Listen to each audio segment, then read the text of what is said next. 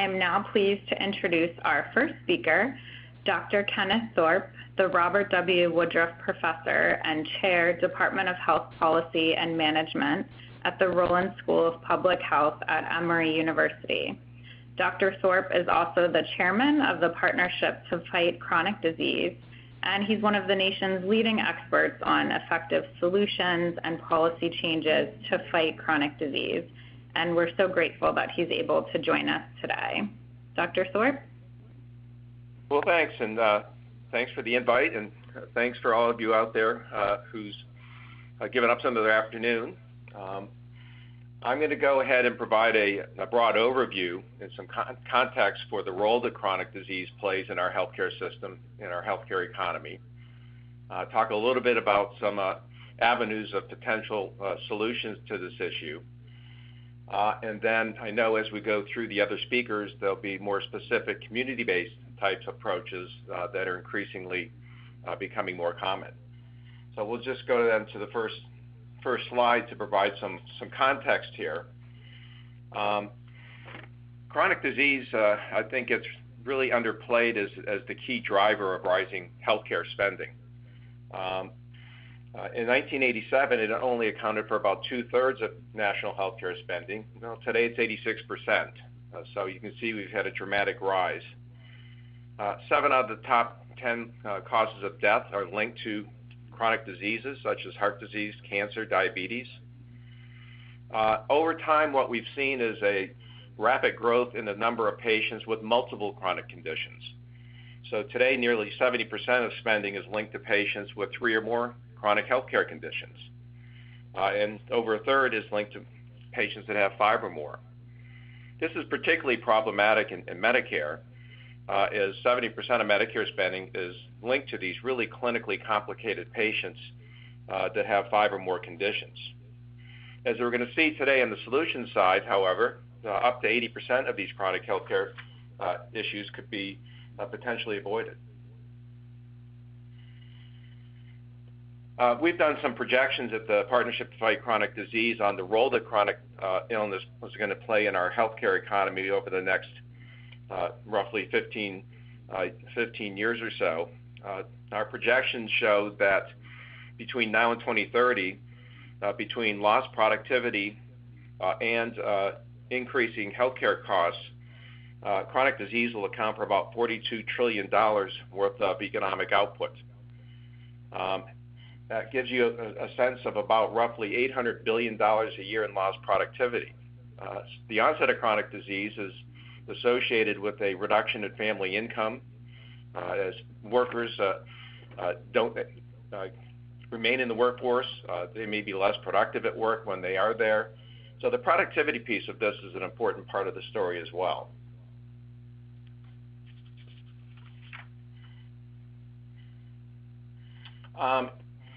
One of the themes here is what's underlying this growth in chronic disease prevalence. Well, many of these conditions are linked to obesity. Type 2 diabetes, hypertension, hyperlipidemia, pulmonary disease, back problems, depression are all linked to excess weight. And if you look at this chart from the NIHCM, probably the best one to look at is those middle two that are going up. What that shows is that since 1960, we've gone from about 10% obese to about 40% of the population that's obese. So that's a very dramatic rate of increase over a relatively short period of time. If you go to the next slide here, what's striking about this, and you can see it in the CDC state-by-state charts as well, is that the prevalence of diabetes is really following the same trends. So one of the key drivers of this persistent growth in diabetes and other related chronic conditions is the ongoing increases in obesity rates. And I think it's really illustrative to go back and look at some of those state-by-state CDC charts from the 60s and 70s and 80s that looks at obesity prevalence and chronic disease prevalence state by state.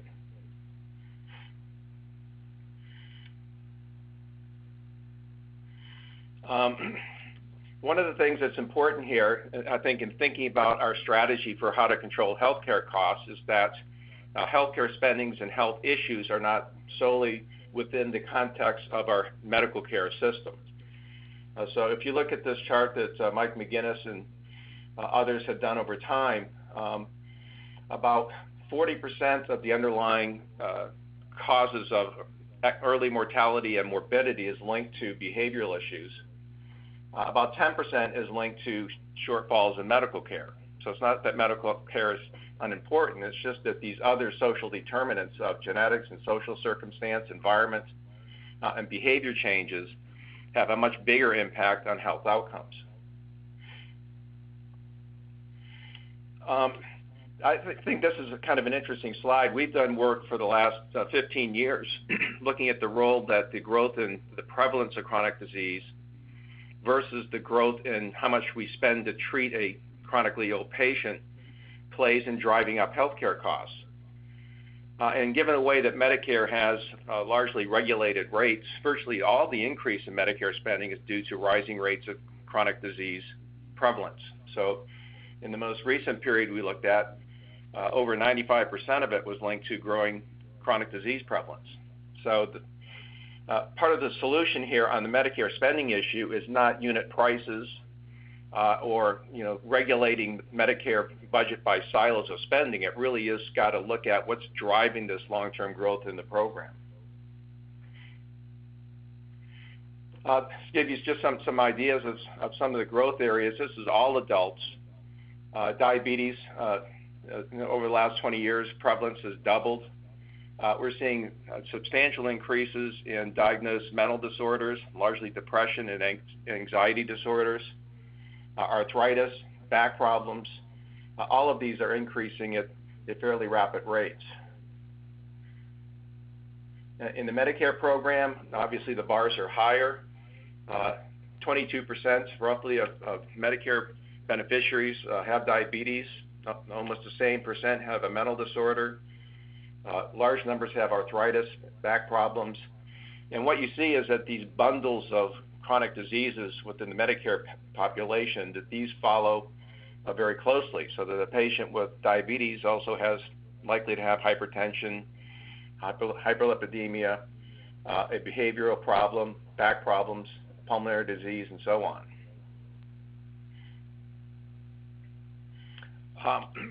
One of the emerging trends that we've seen, certainly on the Hill, in terms of the role that opioids and heroin are playing, and there's a lot of good legislative discussion going on right now.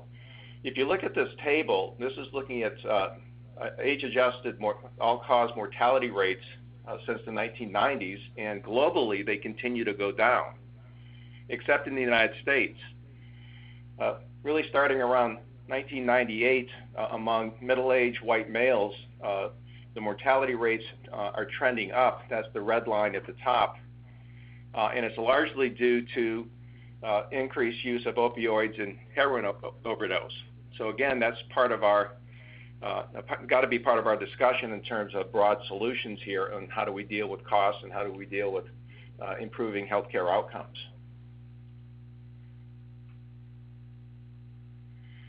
So the prevention framework that we spend a lot of time at the partnership focusing on, that we think is a real pillar of healthcare reform, is really these three areas. That, broadly speaking, healthcare reform should include efforts to deter the rise in disease incidence and prevalence. We've got to deal with these long-term issues if we're going to get costs and improved health outcomes under control. Improve disease detection. We know that earlier detection of a lot of different conditions provides us more clinical options and it provides a opportunity for better outcomes. We've done a little bit better there, but really, even for things like diabetes, there's still over a quarter of diabetics are undiagnosed and untreated. And the last one, which I think is one that doesn't get as much attention, particularly in fee-for-service Medicare, is that we need to find ways to improve how we coordinate and provide sort of patient-centered healthcare services using teams of care. There's a lot of great state examples of states that have done this. I've done a lot of work in Vermont on this, who've done it just an outstanding job of developing community health teams and integrating programs like the support and services at home. That is a potential model that fee-for-service Medicare could really look at to provide really needed care coordination in that population that really needs it. When we evaluate sort of interventions in this framework, the interventions can only succeed if prevention affects people's behavior, because underlying virtually everything we're talking about here are behavior changes that are needed, that the behavior affects health, and that changes in health affect spending or life expectancy, morbidity, and quality of life.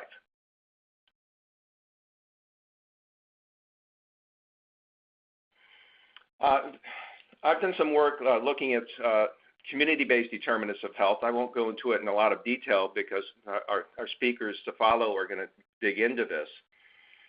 But if you look at community-based determinants of health, they do include these health behaviors, some demographics, transportation, economics, spending on education, environmental quality, and we've seen a growing number of studies linking social service spending per capita on the impact it has on healthcare costs and healthcare outcomes. So again, our lens continues to broaden in terms of the policy options we have to try to address this issue of rising chronic disease prevalence. The piece I did in population health management looked at approximately 470 communities and looked at these outcome variables, percent obese, essentially a variety of indicators of physical and mental health, age-adjusted mortality rates, cancer mortality rates, chronic disease prevalence rates. And the goal was to look at variations across communities and how some of those environmental factors I showed in the previous slide affected these healthcare outcomes. And for the most part, they had very strong effects.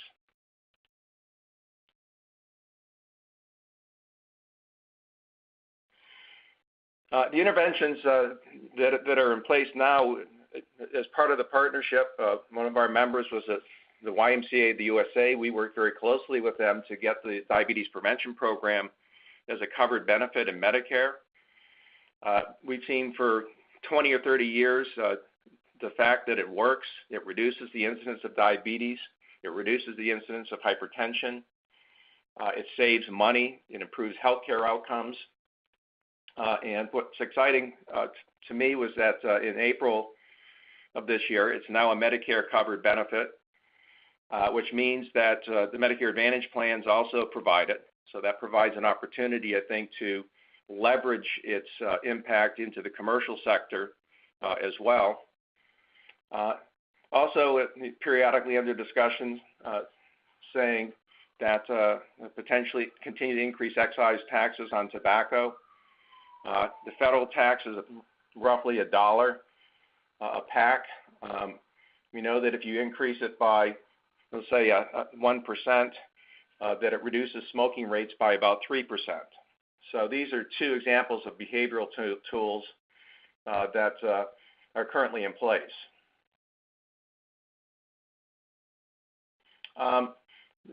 Just a summary of that study that I told you about, and this is very high level, is that we found that increase in education investment was associated with improved mental health outcomes and general health outcomes. Environmental issues in terms of ozone and particulate levels were also associated with lower rates of cancer and age-adjusted mortality rates. Social service spending on parks and recreation, public welfare spending is also associated with reduced rates of chronic disease prevalence, in particular asthma, and improved physical health. So I think I have a link there to that study for those people who are interested in those results. So that's the broad overview here. I think that the main message is that any effort, to me, of really doing comprehensive health reform has got to address the issue of rising rates of chronic disease and really using a broad toolkit of potential interventions to deal with it. Behavioral interventions, financial interventions, increasingly social service interventions. We're seeing some exciting things, I think, happening at CMS, giving Medicare Advantage plans more flexibility in how they use their rebates to tailor healthcare plans for frail elderly patients that integrates housing, social service spending with a more traditional care coordination and prevention. So I think there's a lot of interesting experiments going on that we can learn from, but I think that what we're increasingly seeing is that we're not going to solve this problem solely within the medical care system itself. That increasing co-pays, increasing the deductibles really doesn't address any of these underlying trends that I've been talking about.